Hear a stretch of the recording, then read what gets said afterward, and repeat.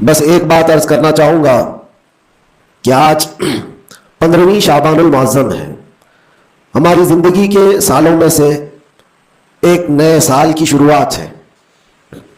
حدیث پاک میں ملتا ہے کل کی رات اللہ تعالیٰ فرشتوں کو سارے معاملات تقسیم کر دیتا ہے، بندوں کے متعلق کیا کیا چیزیں سال بھر میں ہونے والی، اور فرشتوں کو سارے احکام بتا دیے جاتے ہیں. اس میں سے بسا اوقات ایسا ہوتا ہے کہ کسی کی موت لکھی گئی ہوئی ہوتی ہے اس سال، لیکن وہ بندہ شادی کی تیاریوں میں مصروف ہے. کسی کے 2 مہینے 3 مہینے کے بعد زندگی کے خاتمے کا عنوان لکھا گیا ہوگا، لیکن وہ اپنے بزنس پلان کر رہا ہوگا، وہ سفر کی تیاریاں کر رہا ہوگا. ہم میں سے بھی کسی کو معلوم نہیں کہ کل کی رات ہمارے لیے کیا حکم اللہ نے فرشتوں کو دیا ہے.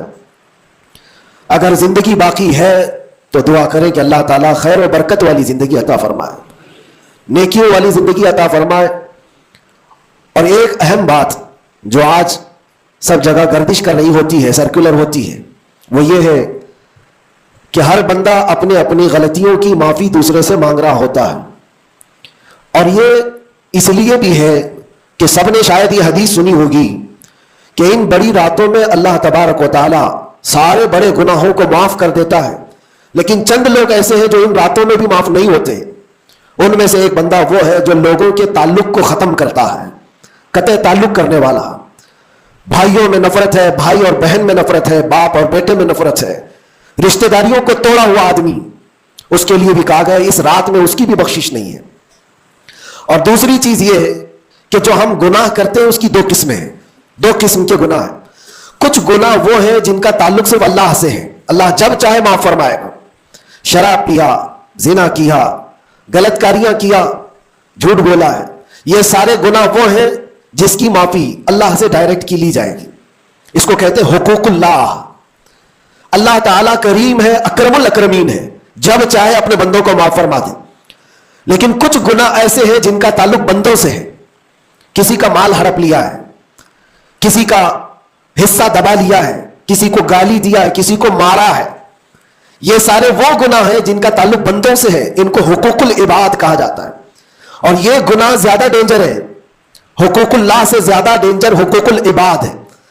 کیونکہ حدیث پاک میں ہے اللہ سے متعلق جو گناہ ہے وہ رب تعالیٰ جب چاہے معاف فرمائے گا، لیکن جو بندوں سے ریلیٹڈ ہے اللہ فرماتا ہے جب تک بندہ بندے کو معاف نہیں کرتا اللہ نہیں معاف فرمائے گا، اللہ معاف نہیں فرمائے گا.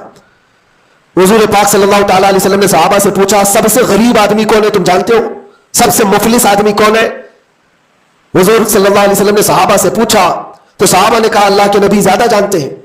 آقا کونین صلی اللہ علیہ وسلم فرماتے ہیں سب سے زیادہ غریب قیامت کے دن وہ نہیں جس کے پاس پیسہ نہیں، مال نہیں، نیکیاں نہیں، وہ نہیں، بلکہ میرے آقا فرماتے ہیں قیامت کے دن ایک بندہ ایسا ہوگا جس کی نمازیں بھی بہت تھی، صدقات و خیرات بھی بہت تھے، حج بھی کیا تھا، زکوٰۃ بھی دیا تھا، عمرے بھی تھے، نفل عبادتیں بھی تھی، اس کی بہت نیکیاں لے کر کے آیا تھا.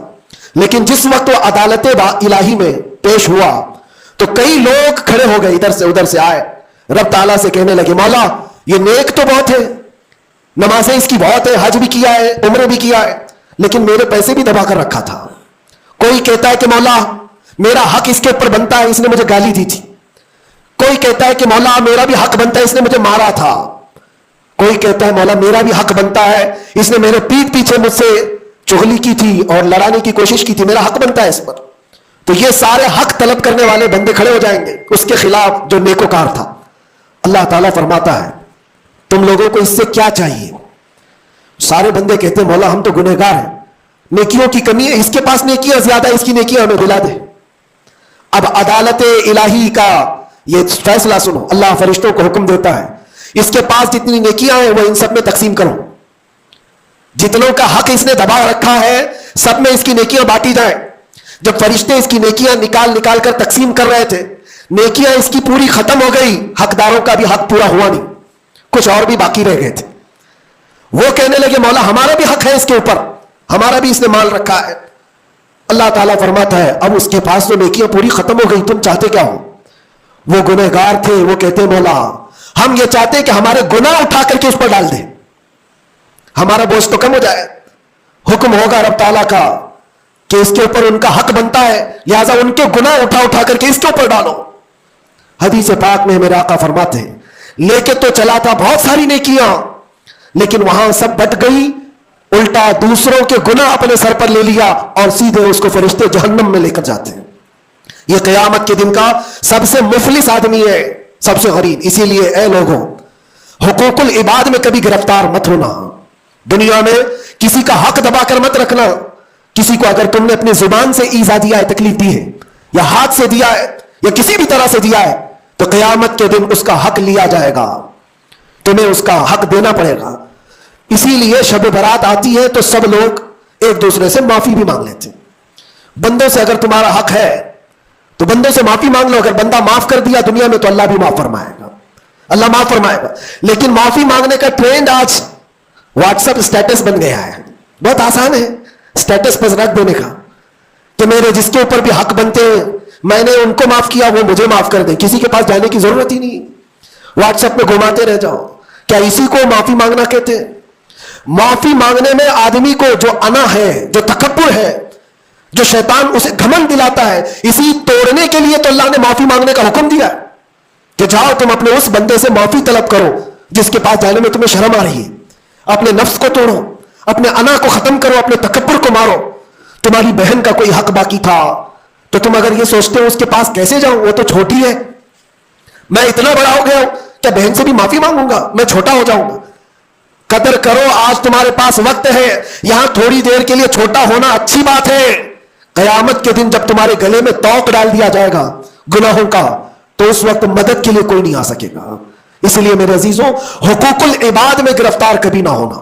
اللہ کے نبی صلی اللہ علیہ وسلم کے پاس ایک جنازہ آیا، حضور صلی اللہ علیہ وسلم جب جنازہ پڑھاتے تھے تو پہلے پوچھتے تھے اس پر کسی کا حق باقی ہے، کسی کا اس پر کوئی لینا دینا باقی ہے؟ جنازہ صحابی کا ہے۔ جب جنازے کے پاس کھڑے تھے تو ایک صحابی آگے بڑھتے اور کہتے یا رسول اللہ 2 درہم میرے اس کے اوپر باقی ہے اور یہ مر گیا، دیا نہیں مجھ کو، 2 درہم قرضہ اس کے اوپر میرا باقی ہے۔ حضور پاک صلی اللہ علیہ وسلم نے کیا فرمایا جانتے؟ صلو علی صاحبکم ولا اصلی علیہ، اے لوگوں تم چاہو تو اس کا جنازہ پڑھ لو، میں نہیں پڑھوں گا۔ حضور پیچھے ہٹ گئے، 2 درہم کا صرف قرضہ باقی تھا جن کا انتقال ہوا، اور حضور نے فرمایا میں جنازہ نہیں پڑھوں گا۔ سوچو آج 2 درہم کا بوجھ بھی کتنا بڑا ہوتا ہے۔ جنازہ رکھا ہے، حضور پیچھے ہٹ گئے، پھر ایک کوئی صحابی آگے بڑھتے اور کہتے یا رسول اللہ صلی اللہ علیہ وسلم ان کی جانب سے ان کا قرضہ میں ادا کر دوں گا۔